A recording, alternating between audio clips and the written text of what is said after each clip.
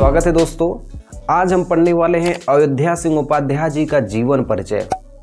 ध्यान से समझिए, यह एकमात्र ऐसे कवि थे जो तीनों युग में पाए गए थे, द्विवेदी युग, भारतेंदु युग और छायावादी युग। आज हम इनके जीवन परिचय के बारे में पढ़ने वाले हैं।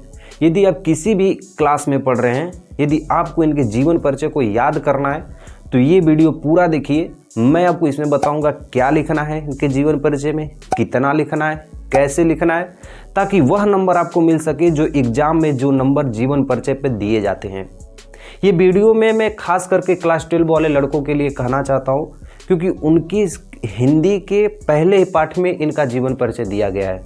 तो खास करके आप लोग के लिए बहुत ही ज़्यादा इनका जीवन परिचय महत्वपूर्ण है, क्लास 12 के छात्रों के लिए जो भी बोर्ड एग्जाम देना चाहते हैं।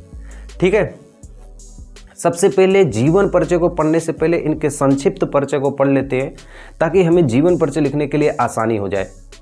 इनका नाम अयोध्या सिंह उपाध्याय, या इन्हें शॉर्टकट नाम से हरिऔध के नाम से जानते हैं। इनके पिता का नाम भोलानाथ उपाध्याय, इनकी माता का नाम रुक्मणी देवी, और इनका जन्म हुआ था 15 अप्रैल 1865 ईस्वी में।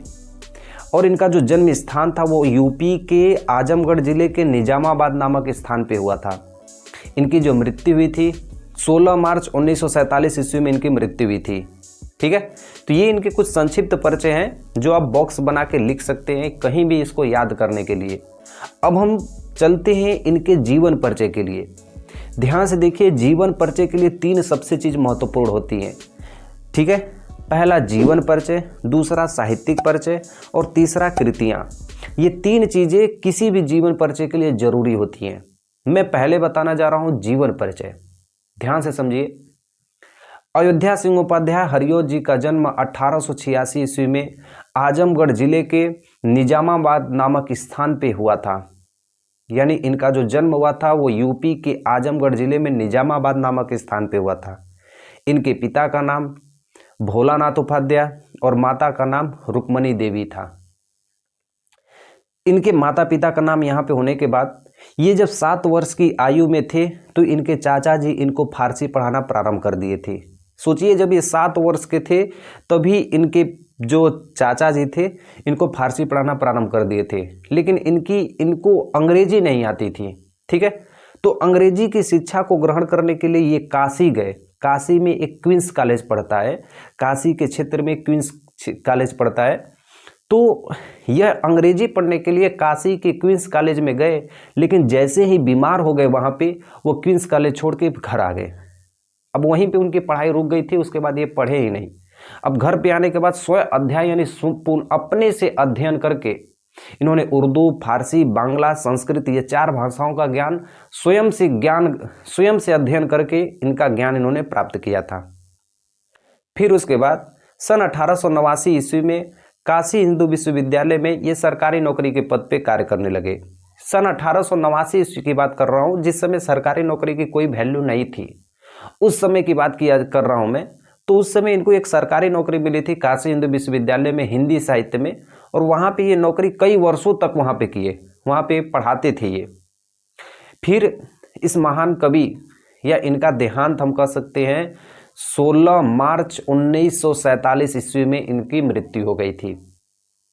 अब ये जो मैं बताया हूँ ये इनके जीवन परिचय हैं। इसको नोट्स बना लीजिए या इसको पेन कॉपी पे लिख लीजिए।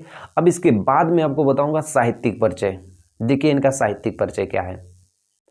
अब देखिए इनके साहित्यिक परिचय के बारे में। प्रारंभ में हरिऔध जी ब्रजभाषा काव्य में अपनी रचनाओं को करते थे, लेकिन महावीर प्रसाद द्विवेदी जी के संपर्क में आने के बाद ये शुद्ध काव्य रचनाएं करने लगे। यानी जब प्रारंभ में अपनी कृतियां और रचनाएं लिखते थे तो ये ब्रजभाषा में अपनी कविताएं और काव्यों को लिखते थे, लेकिन महावीर प्रसाद द्विवेदी जो बहुत बड़े हिंदी साहित्य के कवि माने जाते हैं, उनके संग संपर्क में आने के बाद अयोध्या सिंह उपाध्याय भी हिंदी काव्य मतलब शुद्ध काव्य इन्होंने लिखना प्रारंभ कर दिया था। और इसीलिए अयोध्या सिंह उपाध्याय एकमात्र ऐसे कवि हैं जो तीनों युग में पाए गए, द्विवेदी युग, भारतेंदु युग और छायावादी युग, ये तीनों युग में पाए गए।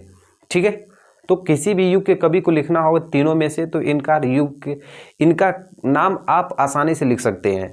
ठीक है, यहाँ तक तो मैं आपको इनके साहित्यिक परिचय को बता दिया हूँ। अब लास्ट इनका देखिए कृतियाँ। ठीक है, अब मैं इनके कुछ प्रमुख कविताओं या कृतियों के बारे में बता दे रहा हूँ, जो आप किसी भी एग्जाम में लिखेंगे तो यहीं तक लिखने के बाद आपको पूरे नंबर मिल जाएंगे। ठीक है, जैसे देखिए, प्रिय प्रवास, प्रेम कांता, चौखे चौपदे, चौखे चुभते, पद्म प्रसून और पवन दूतिका।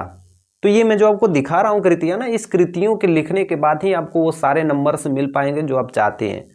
तो यहाँ तक मैं इनके जीवन परिचय को इतना आसानी से बताया हूँ कि आप किसी भी एग्जाम के लिए याद भी आसानी से कर सकते हैं।